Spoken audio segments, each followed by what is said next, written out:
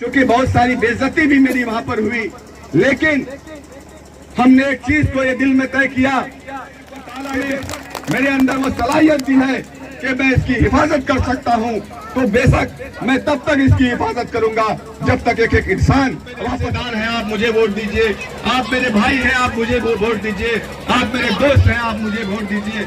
आप उन तमाम लोगों से पूछिएगा कि जब कल एनआरसी का मामला हुआ था, उस वक्त पूरे हिंदुस्तान का मुसलमान सड़कों पर खड़ा था, तुम कहाँ थे? तुम तो कहीं पर नजर नहीं आए। जब बाबरी मस्जिद का मुद्दा हुआ, तुम कहाँ थे? जब हमारे शरीयत के साथ मुदाखलत की गई, तब तुम कहाँ थे?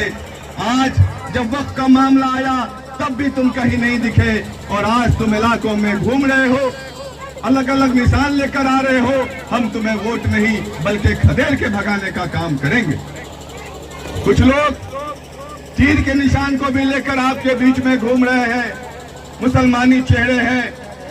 मैं आपको बताऊं, ये तीर नहीं बल्कि मोदी की वो तलवार है जो आपके गर्दन आपके लिए उठती है, तो आपसे आपका मसलक नहीं पूछती कि आप सिया हो कि सुन्नी हो, देवबंदी हो कि बरेलवी हो, सिखड़ा हो कि कुलैया हो, पछेड़ा हो कि दुनिया हो, बल्कि मुसलमान होने के नाम पर आपका कत्ल कर दिया जाता है। मेरे बुजुर्गों, दोस्तों, अररिया ही के ताल्लुक से ले लीजिए, अभी इलेक्शन के करीब बहुत सारे साहब कुर्ता पजामा में आयरन करवाकर, मोच में डाई लगाकर, अपने आप को युवा नेता बोलकर इलाकों में घूमते हैं, जिनकी उम्र 50 साल से ज्यादा है। 10 कदम अगर चल जाएगा तो इनकी सांसें फूलने लगेगी। लेकिन राशिद अनवर पहली बार चुनाव लड़ा 2020 में, मेरी पार्टी भी नहीं थी, मैं भी नया था, लोग मेरी खिदमत को नहीं देखे थे, मेरे पार्टी को भी बहुत कम लोग जानते थे। उसके बाद भी अल्हम्दुलिल्लाह आप तमाम लोगों ने मेरा साथ दिया, मुझे वोट दिया, मुझे दुआएं दी।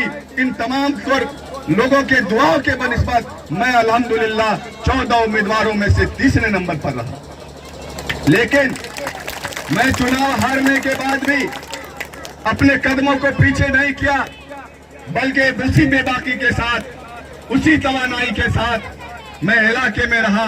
मैं मुसलसल 10 सालों से क्षेत्र में हूँ, लोगों के लिए काम कर रहा हूँ। मैं भी एक गरीब का बच्चा हूँ, बहुत मुश्किल से 2 वक्त की रोटी कमाता हूँ, जरूरतमंदों की मदद भी करता हूँ, अपने परिवार की पालन पोषण को भी करता हूँ। मेरे बुजुर्गों, दोस्तों, आपको बताऊं, जब प्रदीप सिंह ने, यहाँ के सांसद ने एक आपत्तिजनक भाषा का प्रयोग किया कि अगर अररिया में रहना है तो हिंदू बनना होगा, मैं पूछता हूं इसके खिलाफ कितने नेता थे जो सड़क पर आए?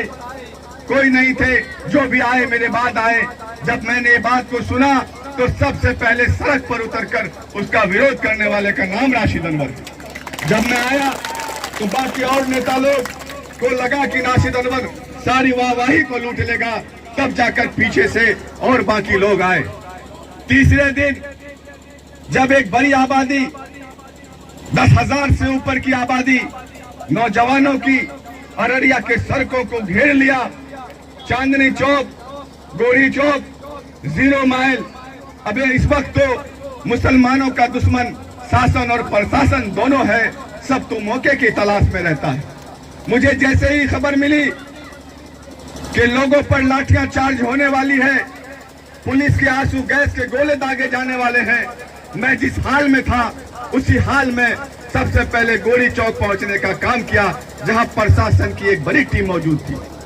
मैं जैसे ही गया, बहुत सारे लोग ऐसे थे उस नौजवानों की भीड़ में जो मुझे पहचान रहे थे। बहुत लोग ऐसे भी थे जो बेचारे परदेशों में रहकर कमाते कोटते थे, उन्होंने मुझे नहीं पहचाना तो मेरे बात को भी सुनने से इनकार कर दिया।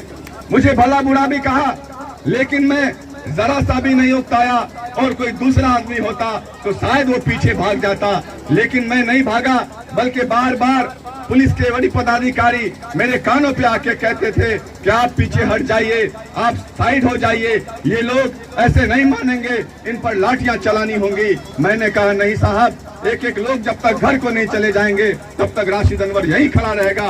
आपको जितनी लाठियां बरसानी है पहले मुझ पर शुरुआत कीजिए, बाद में इन लोगों पर कीजिएगा। आपको बता दूं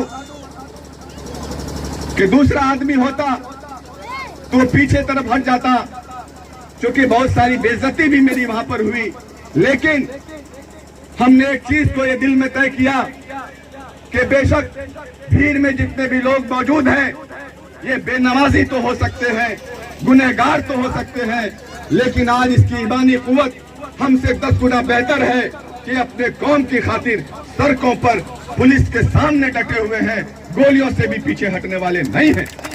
अगर अल्लाह तबारक व तआला ने मेरे अंदर वो सलाहियत दी है कि मैं इसकी हिफाजत कर सकता हूं, तो बेशक मैं तब तक इसकी हिफाजत करूंगा जब तक एक इंसान वापस अपने घर को नहीं चला जाता है।